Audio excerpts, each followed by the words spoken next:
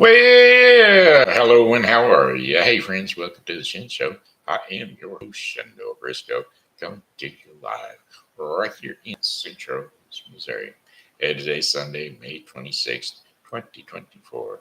God, happy birthday. Shout outs going out to Julie Cuetara and Todd Hodits Breaker. So, without further ado, here's a birthday song for the two of you. Hey, Julie. Hey, Todd. Hey, I heard it's your birthday today. Why, that's another year gone away. I hope you enjoy your special day because, well, it's your birthday. Happy birthday day today. Today. Happy birthday day today. Hey, Julie. Hey, Todd. Hey, I heard it's your birthday today. Why, that's another trip around the sun that you made. I hope you're enjoying your special day because, well, it's your happy birthday day today. It's happy birthday day today. Happy birthday to the two of you and have many more blessed birthdays. All right, how about them Shen Show fans? We got him. Ashley Addington, a.k.a. my Brat, and Diana Gray, and Ann Williams Briscoe, a.k.a. my mommy. Also got Rico Murphy out there poking around. And then my Pokey pals, we got Amanda Sue Little, special return poke for you now, and Amy L. Miller, special return poke for you now. There you go. There's our Pokey pals. Let's dip on into the weather forecast. A balmy 87 degrees out there today, but it's going to be slowly dropping, and the rains are going to be moving in. So skies are looking pretty dark and gray out there right now. Scattered thunderstorms overnight. A few storms may be severe. Low temperatures of 61 degrees Fahrenheit with winds west at 10 to 15 miles per hour. Chances of rain 50%. And then for Monday, May the May the 27th. Mostly sunny skies with high temperatures around 80 degrees Fahrenheit. Winds will be west and northwest at 10 to 15 miles per hour. Some clouds early will give way to generally clear conditions overnight. Low temperatures of 59 degrees Fahrenheit with winds west at 10 to 15 miles per hour. And then for Tuesday, May the 28th, mainly sunny skies, high temperatures of 79 degrees Fahrenheit. Winds will be west and northwest at 10 to 20 miles per hour. A few clouds from time to time overnight with low temperatures of 56 degrees Fahrenheit. Winds are going to be running north to northwest at 5 to 10 miles per hour. Then for Wednesday, May the 29th, mostly sunny skies and high temperatures of 77 degrees Fahrenheit. Winds north at 5 to 10 miles per hour. Mostly clear skies overnight. Low temperatures around 55 degrees Fahrenheit. Winds will be light and variable east to northeast around 5 miles per hour. And then for Thursday, May the 30th, except for a few afternoon clouds, mainly sunny skies. High temperatures of 79 degrees Fahrenheit. Winds will be east to southeast at 5 to 10 miles per hour. Partly cloudy skies overnight with low temperatures of 58 degrees Fahrenheit. Winds will be east to southeast at 5 to 10 miles per hour. Then for your fifth and final day of your 5-day forecast for the St. Charles viewing area. Friday, May the 31st. Partly to mostly cloudy. High temperatures of 79 degrees Fahrenheit. Winds east to southeast, just southeast at 10 to 15 miles per hour. And increasing clouds with showers arriving sometime after midnight. Low temperatures of 62 degrees Fahrenheit with winds east to southeast at 5 to 10 miles per hour. 40% chance of precipitation. And that, my friends, is your 5-day forecast. Brought to you today by Helping Hands Thrift Store and Foster Care Closet, located at 416 South 5th Street. Give them a whirl. Not today. They closed down today and tomorrow due to the severe, well, they're always closed on Sundays, but Due to the severe weather, they knocked it off for today. And tomorrow being Memorial Day, remember, folks, Memorial Day is not, uh, I mean, remember the actual purpose down behind Memorial Day. It's not just a, it's not a holiday. I mean, it is a holiday, but it's not a fun day. It's a Memorial Day. It's to remember all those fallen troops that have fallen throughout the generations, through all the wars that we've had. So remember, it's a Memorial Day, and go see your loved ones in the cemeteries and wherever they may be. All right, okie dokie then. We're going to go ahead and do these up again because we don't know whether we're tired or whether we're not tired. So we will these bedtime stories and see. Da da da da da da da da da da da. Do do do do do.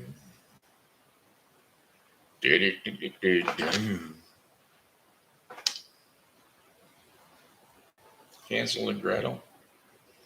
Hansel and Gretel at work. Hey kiddos, it's time for TV Grandpa to slip you a little story. So jump up on the couch or jump up on the bed, wherever it is you rest your sleepy little head. Because TV Grandpa is about to lull you off to sleep with another version of a story or for a treat. The Woodcutter and His Wife. Once upon a time, a brother and sister named Hansel and Gretel who lived in a log cabin in the woods with their father and a poor woodcutter, and their mother had died when the children were very young. And after a number of years, the father remarried, and as soon as that new stepmother moved in, she made life really hard for the children. Hansel and Gretel were not allowed to eat until after the stepmother had eaten everything she wanted off the plates. Most of the time, only a scraps were left, and each day the children had to work long and hard to finish the chores. Hansel and Gretel tried to tell their father all about their hard situation, but he would hear none of it. It seemed the only one who listened to uh, the only one he listened to was his wife, and all the stepmother talked about was how much trouble it was to have children in the house, and how she wished they would go away forever. Each day there was less and less food for the boy and girl to eat, and yet the stepmother gave them more hard work to do. One day, Gretel begged her father, "Please, father, we work all day long and we're hungry." But the stepmother slapped her face. "You ungrateful brats," she yelled. "You eat us out of house and home." Well, that night the two children were not allowed to sleep in the hut at all. House. Listen, they had to sleep. So instead, they had to sleep outside in the cold. They shivered and tried to keep warm with each other, but warm never came for the best they could. And winter was coming on, and the clothes they were wearing were so thin that it felt like as if they had no clothes on at all. Well, the next morning, when the sun rose, Gretel turned to her little brother. "Hansel," she said, "we cannot stay here anymore. We must escape today. There has to be more to eat in the woods than what they give us at home." "What if we get lost?" said Hansel. "How could we get back?" "Well, I will take bread with us, said Gretel, and loaves and leave crumbs of bread behind us. If we have to come back, all we need to do is follow the crumbs back. And so the two of them escaped from the house and into the woods, and they left behind their hard life. Now they went deeper and deeper into the woods, and Gretel was careful to drop one crumb behind and then another, just as she said she would do. Alas, they looked for something to eat in the woods, an apple tree, a pear tree, some nuts on the ground, even dried up berries. But there was no food to be found. The trees and bushes were all past the time when they bore any fruit. The poor children were hungrier than ever. At last, poor Hansel and Gretel knew if they did not return to their house, they would surely starve. All they needed to do was to follow the breadcrumbs that would lead them home. They wish, and yet when they looked for the trail of breadcrumbs, there was nothing to be found. The breadcrumbs trail was no more. A bird whooshed up into the air, and in its beak was a large breadcrumb. And Hansel and Gretel were struck with grief. The birds must have swooped down and stolen away all the breadcrumbs. The sun was setting. A wolf was howling in the distance, and Hansel and Gretel knew they were lost and hungry. Now they were scared too. Well, Gretel, whispered Hansel in fear, what will we do? She did not know what to say, and all she could do was to hug her little brother. Every minute it was getting darker and darker, and again a wolf howled in the distance. All of a sudden, Gretel saw a small light shining from far away. It must mean someone was living there in the woods. Look, cried Gretel, I'll bet whoever lives there will be kind and will take us in. Well, the two children sped as fast as they could to the light in the distance. But when they got closer, they were astonished by what they saw. Try to imagine this. From top to bottom, the little house was entirely made of candy, wrapped with white frosting and dotted with red licorice bricks. The hunt was the house was decorated with all around the edges with large hard candies and a gingerbread roof with a slight and what a sight it was to see. And before Gretel could say, I'll bet if we it will be okay if we have just a little taste, both of them were nibbling bits. And then clunk or chunks and frosting and candy. Who is nibbling at my house? A sharp voice called out. Hansel and Gretel spun around. A green old witch started or stared at them, frowning.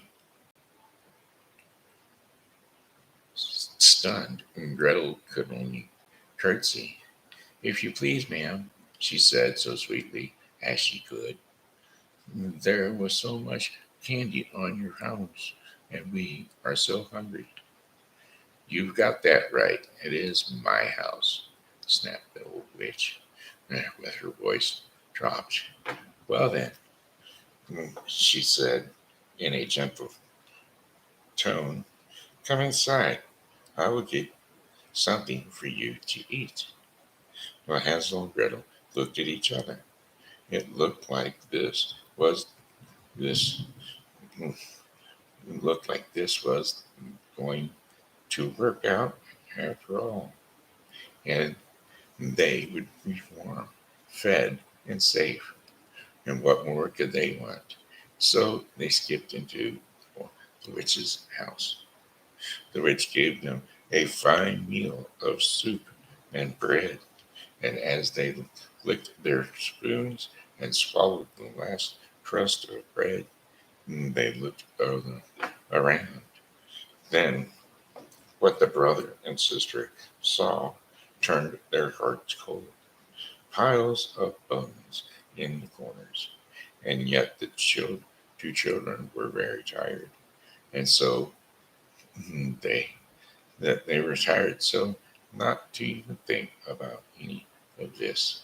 Instead, they quickly fell asleep. Now, when he woke up the next morning, Hansel found himself locked in a cage, and the witch roared to Gretel, "Your brother will stay there from now on. Every day I will fatten him up until he is ready to make me a fine dinner." She laughed, nibbling, rubbing her hands with glee.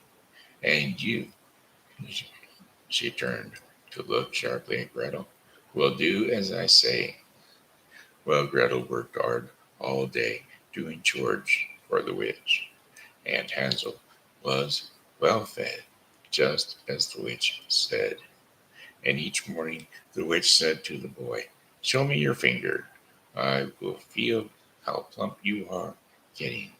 For the old witch could not see very well. Hansel held out his finger. The witch smiled when she felt how plump it was getting. "Gretel," Hansel whispered to his sister in fear, "what can we do? Soon I will be plump enough. Who knows? And any day now, the witch will want to eat me." His sister wished that she had a plan, but could not think of anything right then. Well, one night, when the witch was sleeping, Gretel had an idea. She picked up a bone from one of the piles on the floor and her woke her brother. "Hansel," she said, "the next time the witch asks you to see your finger, hold out this bone to her instead." Well, the next morning he did just that. "Humph," said the wicked witch, touching the bone and thinking it was the boy's finger. "This is going to take longer than I thought." Well, at least we have more time, Gretel thought, but still she could not think of anything or any way that they could escape. Each morning, when the witch said, "Show me your finger," Hansel held out the bone, and one day the witch yelled, "I will not wait any longer. Today is the day. This boy will be my dinner tonight, no matter how skinny he is." Well, the witch ordered Gretel to start the fire in the oven at once. Well, Gretel worked as slowly as she could. Why was the witch looking at her with such a sly smile? "Be a dear," said the witch with a slow grin. "Go inside the oven, won't you, and tell me if it is hot enough." Gretel's heart skipped a beat. If she did that, the witch could just push her inside and she would eat them both. But that gave her an idea. Gretel looked down. "I'm not sure how to tell if the fire is hot enough." "Nonsense," said the witch. "Nothing could be easier. Just go in." Um, said Gretel slowly. "Please show me first." "Stupid girl," snapped the witch, mumbling and grumbling. She stepped inside the oven. The moment the witch was inside, Gretel quickly slammed the door. "Gretel, Hansel cried out, "You've saved us." The sister tried to think fast. "And where is that key to your cage?" She looked and she looked, and at last she found it below a heavy barrel. She feared her brother. Oh, she freed her brother from the cage, and how they hugged and laughed. And then she went back to that barrel. Why was it so heavy? And that is where she found out why. The barrel was filled with precious jewels, and their pockets filled with jewels. Hansel and Gretel ran out of the witch's house, and fast as they could.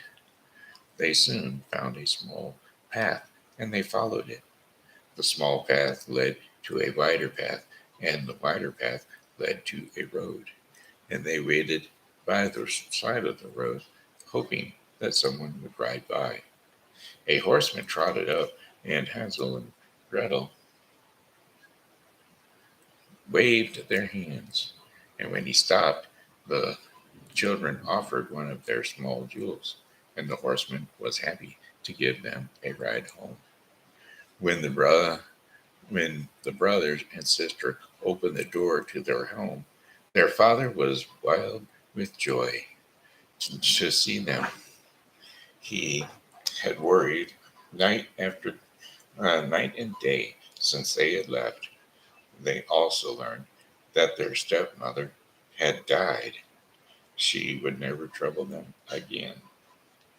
So Hansel and Gretel could once again live happily with their father in the little house in the woods.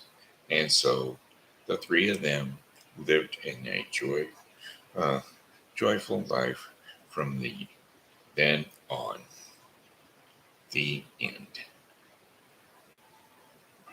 Okay, now we will do the daily bread portion of the program, which is going to be brought to you today by the Bible with Briscoe 2024.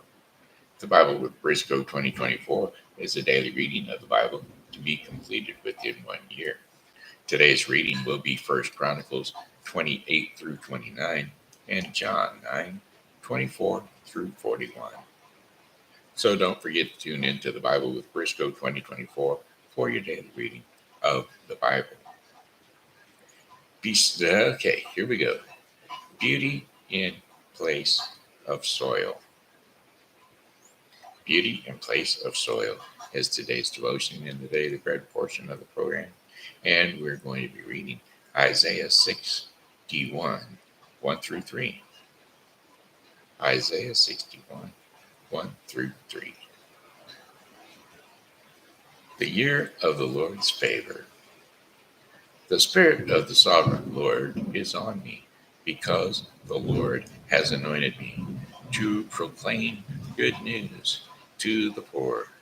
He has sent me to bind up the brokenhearted, to produce freedom for the captives, and release from darkness for the prisoners, to proclaim the year of the Lord's favor and the day of vengeance for our God, to comfort all who mourn and provide for those who grieve in Zion, to bestow on them a crown of beauty instead of ashes, the oil of joy